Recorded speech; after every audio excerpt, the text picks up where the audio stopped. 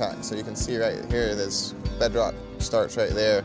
So that's where the gravel's above that and bedrock's below that, and that's where the majority of the gold sits. Before crypto and meme stocks promised fast money, there was gold, real gold, hidden in the frozen ground of Alaska and the Yukon. In 2010, the Discovery Channel launched Gold Rush, and millions tuned in to watch ordinary men gamble everything for one shot at fortune. Some struck it rich and became legends. Others disappeared into the wilderness, their dreams shattered. But where are they now? How did their journeys end, and who's still chasing pay dirt today? Stay with us, because we're diving into the untold stories of the stars of Gold Rush, and the answers may surprise you. At the very center of Gold Rush's success stands Parker Schnabel, the young prodigy who shocked viewers from the moment he appeared. Just 16 years old when he joined the show, Parker was suddenly responsible for operating heavy machinery, making business calls, and handling the pressure of high-stakes mining. But unlike most kids his age, Parker had already been shaped by the influence of his grandfather, John Schnabel, the legendary owner of the Big Nugget mine. After surviving heart surgery, John wasn't ready to slow down. He passed his wisdom directly to Parker, teaching him the skills and discipline of mining. By the time Parker took charge, he was processing hundreds of tons of pay dirt every day. Fans were stunned and critics were silenced. Today, Parker Schnabel mining spans multiple sites, driven by cutting-edge methods and a tireless work ethic. His personal life remains private, but one truth stands firm. Mining is Parker's greatest love. While Parker represented youthful ambition, Tony Beets embodied raw power. Known as the King of the Klondike, Tony was born in the Netherlands in 1959 and immigrated to Canada in his 20s. He started with tough labor jobs, but once he found mining in the Yukon, his destiny was sealed. By the time he joined Gold Rush, Tony had already established himself as a force. He became instantly recognizable for his booming voice, constant swearing, and absolute command over his workers. Yet beneath the rough exterior was a family man. He has been married to Minnie Beets for decades, and together they raised several children who joined the family business. Their son Kevin Beets rose to become a mine boss in his own right, and their daughter Monica Beets grew up behind the wheel of heavy machinery, proving herself as one of the most capable women in the industry. Tony remains a fixture of the show with some of the largest operations and equipment in the Yukon, including the only working dredge. His empire and no-nonsense leadership style have made him one of the wealthiest and most enduring figures in reality TV mining. Another fan favorite is Rick Ness, whose story was unlike the rest. Before mining, Rick was a musician. He played bass guitar in the 357 string band. But when the financial crisis and the struggling music scene left him with few options, he turned to gold. Rick joined Parker Schnabel's crew as a heavy equipment operator. And although he had no mining background, his determination stood out. Fans loved his grit. Even if his fiery temper sometimes got the best of him, Rick was never the kind of miner to play it safe for long. Eventually, he struck out on his own, determined to build something under his own name rather than always working under someone else's shadow. His independent mining venture came with plenty of ups and downs. Some seasons brought promise, while others delivered more frustration and broken machinery than gold. Yet through it all, viewers admired his courage to leave the security of Parker's successful crew and embrace the uncertainty of going solo. He proved that success isn't only measured in ounces of gold, but also in the strength to chase your vision. Rick's journey shows that independence comes with a cost. But it also reminds us that the true spirit of mining is alive in those willing to take risks and carve their own path. At the heart of Gold Rush's beginnings was Todd Hoffman.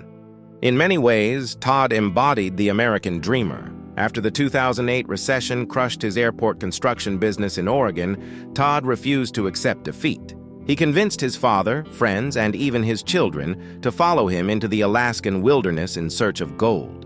None of them had any real experience, and on paper it was doomed to fail. And often it did. The Hoffman crew battled constant equipment failures, poor ground, and crushing setbacks. Yet Todd's boundless optimism kept them going and kept audiences hooked. He believed the next big strike was always within reach. For 8 seasons, fans watched Todd and his father, Jack Hoffman, struggle, laugh, fight, and chase a dream that always seemed just beyond their grasp. Eventually, Todd left the show, but in 2022, he returned with a new series, Hoffman Family Gold, alongside his son, Hunter Hoffman. Together, the family tried to revive a dying Alaskan mine, showing that their spirit hadn't broken. In 2025, Todd shocked fans again by announcing he had purchased a new mine in the Yukon, reigniting speculation about a full-time return to Gold Rush. For Todd, the gold dream is never over.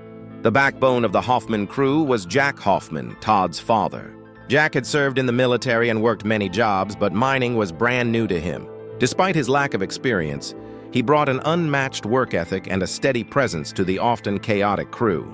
Fans loved the dynamic between Jack and Todd, the realist father clashing with the ever-optimistic son. When Jack left the show after Season 8, he returned to a quieter life. But his legacy remains tied to the earliest days of Gold Rush. No one symbolized wisdom on the show more than John Schnabel, Parker's grandfather. He wasn't just a miner. He was a mentor and patriarch. His appearances brought warmth, experience, and heart to a show often dominated by arguments and drama. When John passed away in 2016 at the age of 96, it marked the end of an era. His influence lives on every time Parker steps into the field, carrying forward his grandfather's lessons and dreams. Another respected figure was Dave Turin, known as Dozer Dave. With a background in engineering, Dave brought real technical expertise to a show filled with amateurs.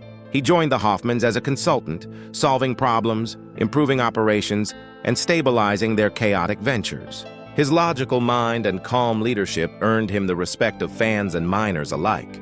Eventually, Dave launched his own operations, focusing on reopening abandoned mines and proving that even lost ground can yield gold with the right knowledge. Then there was Freddie Dodge, the man every crew wanted on speed dial. Known as the Gold Rush mechanic, Freddie could fix almost anything. Whether it was a broken wash plant, a failing excavator, or a poor recovery system, Freddie had the skills to turn failure into success. His reputation earned him his own spin-off, Gold Rush, Freddie Dodge's Mine Rescue, where he traveled to struggling mines and taught them how to succeed. Off-screen, Freddie remains a devoted family man, balancing his career with his wife, children, and grandchildren. The Beets family also produced the next generation of miners. Monica Beets, Tony's daughter, proved from a young age that she could handle heavy machinery and lead crews. She became a role model for women in mining, breaking barriers in a field long dominated by men. Her brother, Kevin Beets, rose from a helper to a respected mine boss. By taking over major responsibilities in their father's operations, Kevin has built his own name in the industry, showing that the Beets dynasty will continue for decades to come. Not every miner on Gold Rush became a household name, but many left their mark.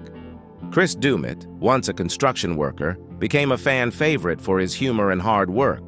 Brennan Rouault left Parker's crew after tensions boiled over and later joined Rick Ness, seeking better teamwork. Mitch Blaschka, a skilled mechanic, became indispensable, even returning to the field after a serious off-screen accident. Jim Thurber, the Hoffman crew's safety officer, brought loyalty and heart to the operation, while Hunter Hoffman represented the next generation of the Hoffman family, eager to modernize the business and carry it into the future. When Gold Rush Alaska premiered in 2010, few could have predicted how big it would become. The world was still reeling from the financial crash, and many viewers related to families risking everything for one chance at success. The show wasn't about celebrities. It was about real people trying to build something out of nothing.